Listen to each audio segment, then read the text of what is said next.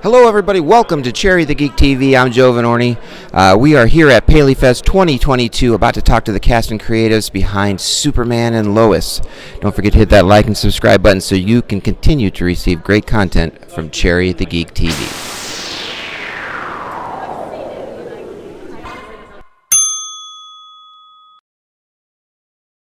All right, everyone, we are here with Dylan Walsh, General Sam Lane from the CW Superman and Lois. Dylan, welcome to Cherry the Geek TV. Good to be here.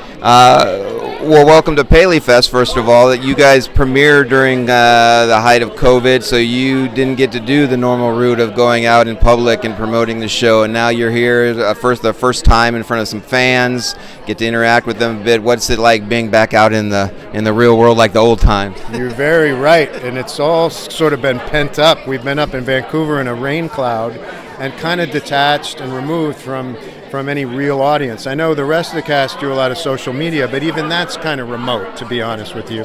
To come here, first of all, it's an honor to come here. Not everybody gets to come here. But secondly, to see people, talk to them. I mean, I was walking on the street today and somebody yelled out of their car, "Love the show, Superman and Lois." This is great to get in touch with people again. One of the great things I think that makes Superman and Lois a unique show is that it's not your typical superhero show where it's heroes versus villains. There is that element to it, but it's also a family drama where when your character is kind of in the middle of that. You are Superman's boss, sending him out on missions. You're working with him on superhero stuff, but you're also a father to Lois Lane. You're the grandfather to the kids. You're a father-in-law to Clark Kent. What's it like getting to? Your character is multi-dimensional. What's it like getting to play both elements as a superhero genre and a family drama? Well, that's what drew me to the part.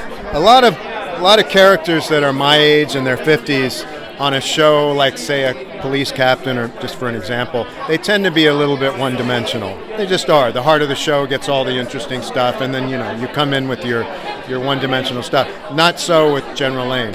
You just hit on it. He's tied into the show in so many different ways, and each of the writers has a slightly different take on Lane. So in the old days, I would have said, my character wouldn't do that. I never say that anymore because that's just an opportunity. There's so much, as you pointed out, there's so many different relationships he has in this show that we don't ever fully know this guy. As it evolves, I don't think he knows himself. I love the stuff with Lucy and with Lois, my daughters, because clearly I wasn't really there for them. So there's some ground to make up there. There's some guilt.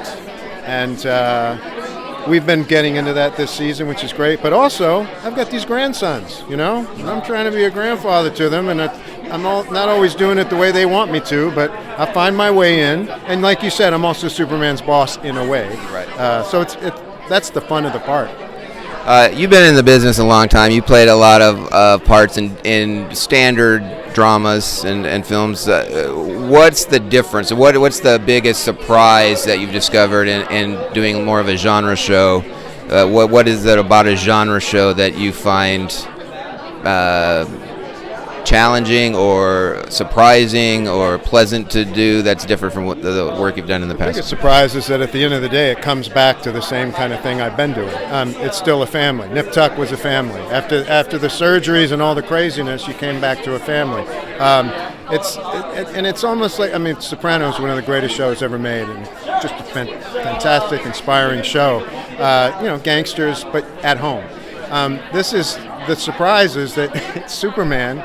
But at the end of the day, the writers have done a great job at leaning into what that does to the family. It's not just he saved the world today. It's where were you, Dad? And all that stuff it feels familiar in the sense that it's you're back to drama. You just got a season 3 pickup, which is great. Season 2 has a few episodes left. What can you tease to the fans of what's going to happen here at the last batch of episodes of season 2? Well, particularly the next episode to air, which is number 10. If you saw 9, we ended with this other self, Jonathan, arrives at the farm, and that's just a tease because we're about to go to another world where we all see all the same characters, but they're not the same. The bizarro world. It is wild, and it sort of sets us off for the last 5 episodes. this whole idea of these two different worlds merging. It's fantastic. Well, awesome. Thank you so much for chatting with us today on Cherry the Geek TV. Thank you. Thanks.